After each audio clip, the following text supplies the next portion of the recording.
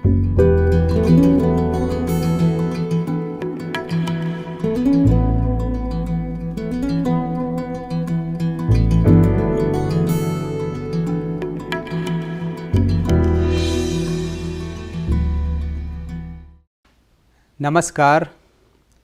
मैं हरिशंकर शिक्षा एवं प्रशिक्षण आंचलिक संस्थान मैसूर से आप सभी विद्यार्थियों व दर्शकों का हार्दिक अभिनंदन करता हूं। प्यारे विद्यार्थियों, आज मैं 8वीं कक्षा की हिंदी पाठ्यपुस्तक दूरवा भाग 3 में संकलित एक गद्य पाठ लेकर उपस्थित हुआ हूं। जैसा हम सभी जानते हैं, लोगों की अलग अलग रुचियां होती हैं। कोई फुटबॉल खेलना पसंद करता है तो कोई क्रिकेट, किसी को खाना बनाना पसंद है तो किसी को गीत गाना, किसी को चित्र बनाना पसंद है तो किसी को नृत्य करना। आप सबकी भी अलग अलग रुचि होगी। आज हम ऐसे ही एक व्यक्तित्व के बारे में पाठ पढ़ने वाले हैं, जिसका शीर्षक है बच्चों के प्रिय केशव शंकर पिल्ले। पाठ की लेखिका हैं आशा रानी वोरा। आइए पाठ का आदर्श वाचन शुरू करते हैं। 14वां पाठ, बच्चों के प्रिय केशव शंकर पिल्ले। बच्चों, तुम डाक टिकट, पुराने सिक्के आदि जमा करते हो ना? छोटी लड़कियां गुड़ियों का भी संग्रह करती हैं, लेकिन ढेर सारी गुड़ियों का संग्रह करना उनके लिए मुश्किल है, क्योंकि एक तो गुड़ियां महंगी होती हैं, दूसरे उन्हें सुरक्षित रखने के लिए जगह भी ज़्यादा चाहिए। लेकिन क्या तुमने कभी किसी बड़ी उम्र के पुरुष को गुड़ियों का संग्रह करते देखा है? यहाँ मैं तुम्हें उस व्यक्ति के बारे में बताने जा रही हूँ जिसने 2, 4, 5, 10 नहीं 5000 से भी अधिक गुड़ियों का संग्रह किया है। सारी दुनिया में घूम घूम कर विभिन्न देशों से भांति भांति की रंग बिरंगी खूबसूरत गुड़ियों का संग्रह। जानते हो, ये इतनी सारी गुड़ियाँ उसने अपने लिए नहीं इकट्ठी की। देश विदेश की भिन्न भिन्न वेशभूषा में सजी अपने अपने देश के तौर तरीकों वाली खूबसूरत गुड़ियाएँ उसने भारतीय बच्चों के लिए ही जमा की हैं। इन गुड़ियों को उसने दिल्ली के एक विशाल संग्रहालय में इस तरह सजा रखा है कि बच्चे उन्हें देख सकें। उन्हें बच्चों से प्रेम था, इतना कि वह उनकी खुशी के लिए और भी बहुत सारे काम करते थे और सुबह से शाम तक इन्हीं कामों में लगे रहते थे। इस व्यक्ति का नाम था केशव शंकर पिल्ले। वही शंकर पिल्ले जो लंबे समय तक शंकर्स वीकली के लिए कार्टून बनाते रहे थे। वे बच्चों के लिए प्यारी प्यारी पुस्तकें और पत्रिकाएं निकालते थे। उनके लिए चित्रकला प्रतियोगिताएं आयोजित करते थे। सिर्फ भारत के ही नहीं, बल्कि सारी दुनिया के बच्चे उन्हें जानते हैं। बच्चे ही उनकी कमजोरी थे और बच्चे ही उनकी ताकत। केशव शंकर पिल्ले का जन्म 1902 में त्रिवेंद्रम में हुआ था। त्रिवेंद्रम विश्वविद्यालय से बीए करने के बाद उन्होंने मुंबई में सिंधिया शिपिंग कंपनी के संस्थापक के निजी सचिव के रूप में नौकरी की। साथ ही साथ कानून का अध्ययन और चित्रकला का अभ्यास भी चलता रहा। कार्टून बनाना उनकी हॉबी थी। बॉम्बे क्रॉनिकल में उनके कुछ कार्टून छपे तो उन्हें हिंदुस्तान टाइम्स में कार्टूनिस्ट की नौकरी मिल गई। 1932 से 1946 तक उन्होंने वहां काम किया। वे भारत के पहले कार्टूनिस्ट थे जिन्हें किसी पत्र ने पूरे समय के लिए नौकरी दी थी। देश विदेश की बड़ी बड़ी हस्तियों पर बनाए उनके कार्टूनों ने सभी का ध्यान अपनी ओर खींचा और शंकर पिल्ले प्रसिद्ध होते गए। प्रतिभा छुपी नहीं रह सकती, उसे प्रकट होना ही था। 1946 में वे इंडियन न्यूज़ क्रॉनिकल में चले गए, जो अब इंडियन एक्सप्रेस है। फिर शीघ्र ही उन्होंने अपनी पत्रिका शंकर्स वीकली निकालनी शुरू कर दी। यह अपने ढंग की पहली और अनूठी कार्टून पत्रिका थी। शंकर्स वीकली के बड़ा साहब और मेम साहब शीर्षक नियमित कार्टूनों में बड़े लोगों की खोखली दुनिया पर हास्य व्यंग्य को बहुत पसंद किया गया।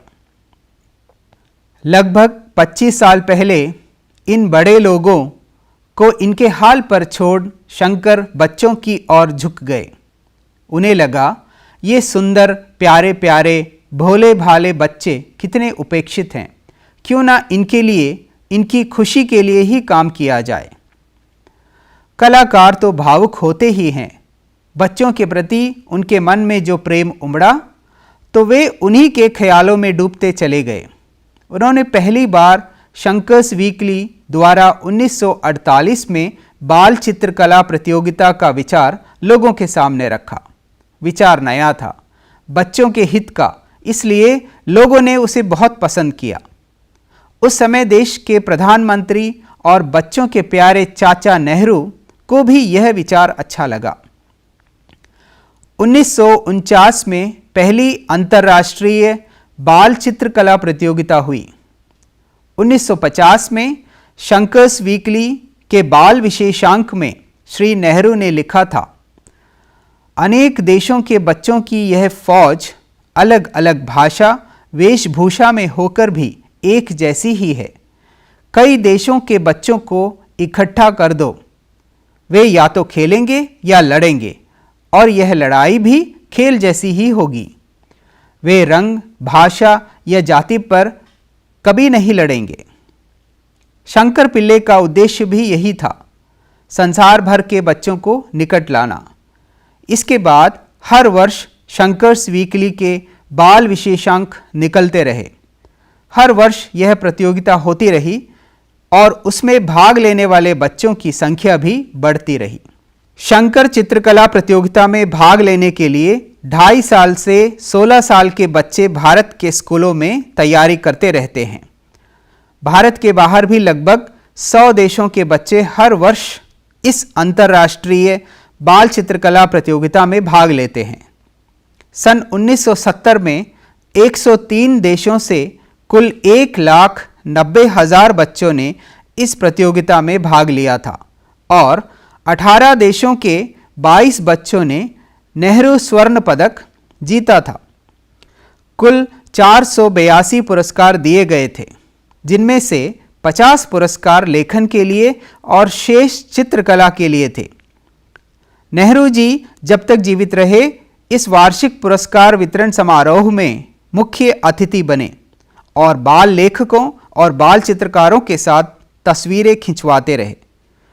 बच्चों की प्रतिभा के विकास में उनकी भी गहरी रुचि थी, इसीलिए शंकर पिल्ले के इस कार्य को उन्होंने प्रोत्साहन और सरकारी सहायता दिलवाई। आज नई दिल्ली में चिल्ड्रन बुक ट्रस्ट बाल पुस्तकालय गुड़िया घर है, एक नया हॉबी सेंटर है। शंकर ने जिस तरह सभी देशों की सुंदर कलापूर्ण गुड़ियों की खोज की, उसी तरह बच्चों के लिए विश्व भर की चुनी हुई हजारों पुस्तकों का भी एक संग्रह किया। उनका स्थापित किया हुआ चिल्ड्रन बुक ट्रस्ट हर वर्ष बहुत सारी पुस्तकों का प्रकाशन भी करता है। इन पुस्तकों में भारत की लोक कथाएँ, पौराणिक कथाएँ, पंचतंत्र और हितोपदेश की कहानियाँ तथा ज्ञान विज्ञान की कहानियाँ होती हैं, जिनकी छपाई का स्तर बहुत ऊंचा है। भारत की संस्कृति की इन कहानियों को देश की सभी भाषाओं में प्रस्तुत करने की योजना है। देश में छपाई का स्तर ऊंचा हो, इसके लिए वे प्रशिक्षण कोर्स भी चलाते थे। 1954 में शंकर को हंगरी की एक गुड़िया उपहार में मिली। वह गुड़िया इतनी सुंदर थी कि शंकर बहुत प्रभावित हुए और उन्होंने विभिन्न देशों से ढेर सारी गुड़ियाँ लाकर भारतीय बच्चों के लिए जमा करनी शुरू कर दी। पहले उन्होंने अपनी गुड़ियों के इस संग्रह को कई जगह प्रदर्शनियां लगाकर बच्चों को दिखाया। जब गुड़ियों की संख्या बहुत ज़्यादा हो गई तो जगह जगह प्रदर्शनियों में उन्हें ले जाना मुश्किल हो गया। ऐसे में कीमती गुड़ियों के खराब हो जाने का भी डर था। तब शंकर के मन में एक गुड़िया संग्रहालय बनाने का विचार आया। देश की राजधानी में बना विशाल गुड़िया घर उनके उसी विचार का परिणाम है। गुड़िया घर में अब एक वर्कशॉप भी खोल दी गई है जहां भारतीय गुड़ियों का निर्माण होता है और फिर उन्हें विदेशी बच्चों को भेजा जाता है। हर साल उस गुड़िया घर को देखने वाले भारतीय बच्चों की संख्या 1 लाख से अधिक होती है। यहाँ लगभग 85 देशों के प्राचीन और आधुनिक गुड़ियों का आकर्षक संग्रह है।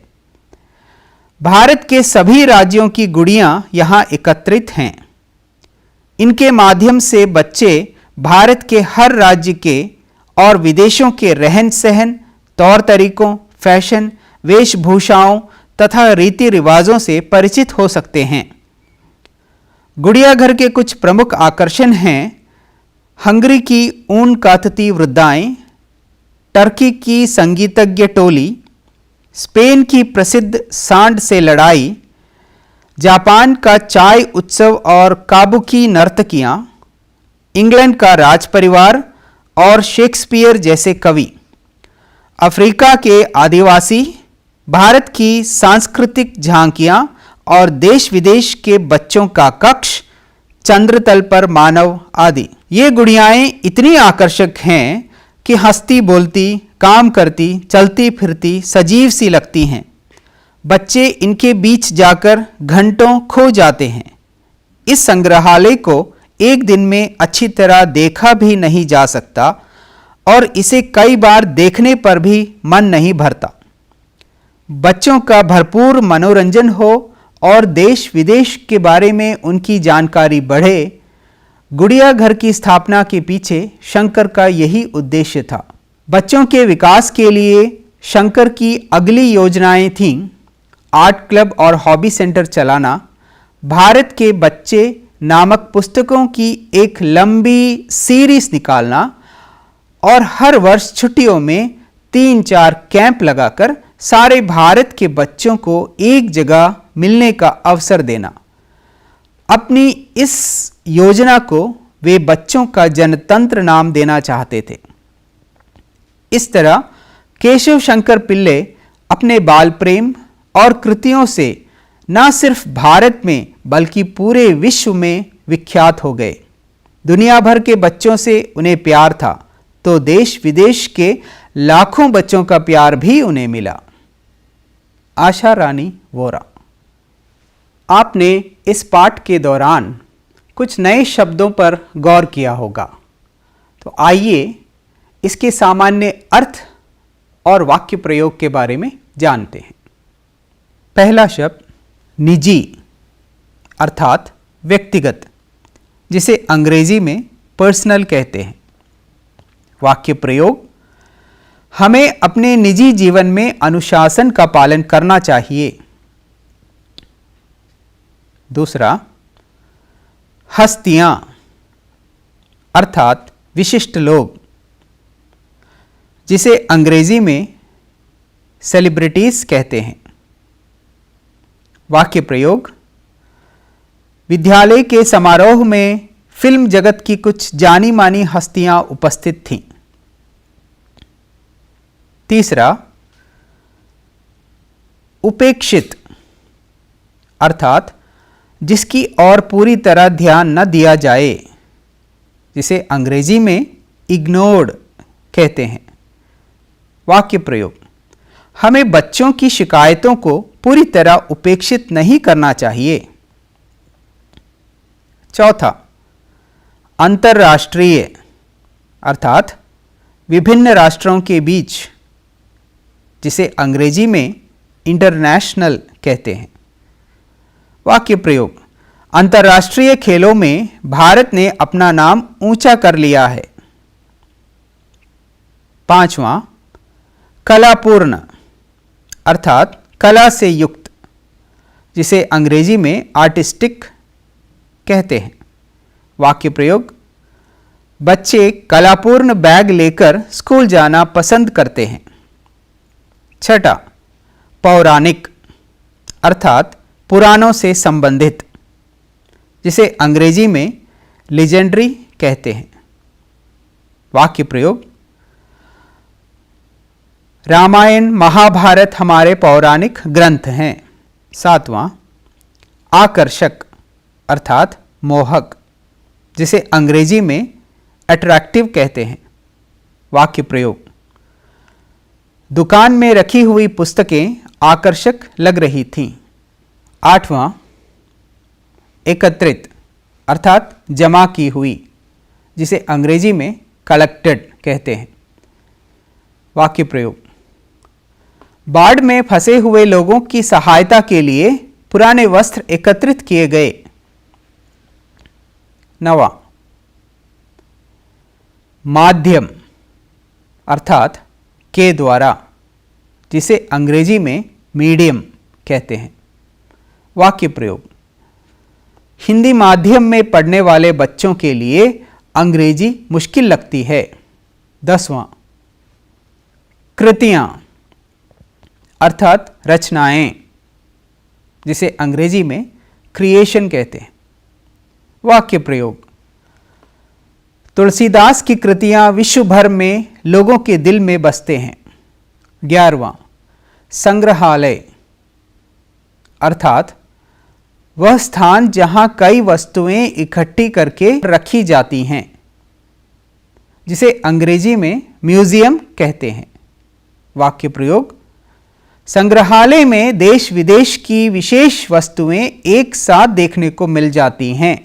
12वां, प्रदर्शनी अर्थात कुछ वस्तुओं को एक स्थान पर देखने के लिए रखना, जिसे अंग्रेजी में एक्सिबिशन कहते हैं। वाक्य प्रयोग, दशहरे की प्रदर्शनी देखने के लिए लोगों की लंबी कतारें देखी जा सकती थीं। आइए अब इस पाठ के मूल बिंदुओं पर चर्चा करते हैं। पहली बिंदु, इस पाठ में केशव शंकर पिल्ले के व्यक्तित्व पर प्रकाश डाला गया है। केशव शंकर पिल्ले की हॉबी थी कार्टून बनाना और विश्व की सुंदर गुड़ियां इकट्ठा करना। बच्चे ही उनकी कमजोरी थी और बच्चे ही ताकत। दुनिया भर के बच्चों से उन्हें प्यार था। दूसरी बिंदु, इस पाठ में केशव शंकर पिल्ले के कार्यों पर प्रकाश डाला गया है। केशव शंकर पिल्ले ने बीए की पढ़ाई करने के बाद मुंबई में एक शिपिंग कंपनी में उन्होंने अपनी नौकरी की शुरुआत की। कार्टून बनाना उनकी हॉबी थी। हिंदुस्तान टाइम्स में कार्टूनिस्ट के रूप में काम किया, फिर इंडियन न्यूज़ क्रॉनिकल में चले गए, जो अब इंडियन एक्सप्रेस है। उन्होंने अपनी पत्रिका शंकर्स वीकली निकाली। यह अपने ढंग की पहली और अनूठी कार्टून पत्रिका थी। बड़ा साहब और मेम साहब शीर्षक नियमित कार्टूनों में बड़े लोगों की खोखली दुनिया पर हास्य व्यंग करते थे, जिसे लोगों ने बहुत पसंद किया। उन्होंने शंकर्स वीकली के द्वारा 1949 में पहली अंतर्राष्ट्रीय बाल चित्रकला प्रतियोगिता का आयोजन किया। 1970 में 103 देशों से कुल 1,90,000 बच्चों ने इस प्रतियोगिता में भाग लिया था और 18 देशों के 22 बच्चों ने नेहरू स्वर्ण पदक जीता था। उस समय देश के प्रधानमंत्री और बच्चों के प्यारे चाचा नेहरू जब तक जीवित रहे, इस वार्षिक पुरस्कार वितरण समारोह में मुख्य अतिथि बने और बाल लेखकों और बाल चित्रकारों के साथ तस्वीरें खिंचवाते रहे। उन्होंने केशव शंकर पिल्ले को प्रोत्साहन और सरकारी सहायता दिलवाई। तीसरी बिंदु, इस पाठ में केशव शंकर पिल्ले का बच्चों के प्रति लगाव को दर्शाया गया है। केशव शंकर पिल्ले ने बच्चों के लिए विश्व भर की चुनी हुई हजारों पुस्तकों का संग्रह किया। उनका स्थापित किया हुआ चिल्ड्रन बुक ट्रस्ट हर वर्ष बहुत सारी पुस्तकों का प्रकाशन भी करता है। उन्होंने बच्चों के लिए विश्वविख्यात गुड़िया संग्रहालय बनाया, जो देश की राजधानी दिल्ली में स्थित है। लगभग 85 देशों की प्राचीन और आधुनिक गुड़ियों का आकर्षक संग्रह उन्होंने किया। बच्चों के विकास के लिए केशव शंकर पिल्ले आर्ट क्लब और हॉबी सेंटर बनाना चाहते थे। भारत के बच्चे नामक पुस्तकों के एक लंबी सीरीज निकालना और हर वर्ष छुट्टियों में 3-4 कैंप लगाकर सारे भारत के बच्चों को एक जगह मिलने का अवसर देना चाहते थे। अपनी इस योजना को वे बच्चों का जनतंत्र नाम देना चाहते थे। विद्यार्थियों, अब हम इस पाठ में प्रयुक्त व्याकरणिक बिंदु पर चर्चा करते हैं। आइए इन दो वाक्यों को देखिए। मैंने एक गुड़िया इकट्ठा की। केशव शंकर पिल्ले ने 5000 गुड़ियाँ इकट्ठा की। इन दोनों वाक्यों में क्या अंतर दिखाई देता है? बिल्कुल सही सोचा है आपने। पहले वाक्य में एक गुड़िया है और दूसरे वाक्य में एक से अधिक गुड़ियाँ हैं। संज्ञा के जिस रूप से किसी व्यक्ति वस्तु के एक से अधिक होने का या एक होने का पता चले उसे वचन कहते हैं। अर्थात संज्ञा के जिस रूप से संख्या का बोध हो उसे वचन कहते हैं। वचन के दो प्रकार हैं, एक वचन केवल एक, बहुवचन अनेक। जैसे बच्चा बच्चे, पत्रिका पत्रिकाएं, गुड़िया गुड़ियाँ, कहानी कहानियाँ, प्रतियोगिता प्रतियोगिताएं, कथा कथाएं। अब हम एक और वाक्य देखते हैं। अमीर महलों में और गरीब झोंपड़ी में रहता है। यहाँ एकदम अलग या उल्टी परिस्थिति है। जब किसी शब्द का विपरीत अर्थ दिया जाता है उस शब्द को विलोम शब्द कहते हैं। अर्थात एक दूसरे के विपरीत या उल्टा अर्थ देने वाले शब्दों को विलोम शब्द कहते हैं। इसे विपरीतार्थक शब्द भी कहते हैं। जैसे पुराना नया, मुश्किल आसान, महंगी सस्ती, सुरक्षित असुरक्षित, सुबह शाम, हित अहित। प्रिय विद्यार्थियों, आशा करते हैं कि आपको ये पाठ पसंद आया होगा। केशव शंकर पिल्ले ने आपको प्रेरित भी किया होगा। हमने आपके लिए कुछ गतिविधियाँ लिखी हैं जिनके उत्तर आपको देने हैं। पहला, आपका सबसे पसंदीदा कार्य कौन सा है और क्यों? लगभग 80 से 100 शब्दों में लिखकर अपने मित्रों के साथ साझा करें। दूसरा, कुछ ऐसे लोगों के बारे में जानकारी इकट्ठा कीजिए जिन्होंने अपने काम से नाम कमाया हो। उनके नाम के आगे उनके काम का उल्लेख कीजिए। तीसरा, चिड़ियाघर, सिनेमाघर और किताब घर में से अपनी पसंद के किसी एक घर के बारे में अपने मित्र से अपने अनुभव को बताइए कि तुम्हें वह क्यों पसंद है।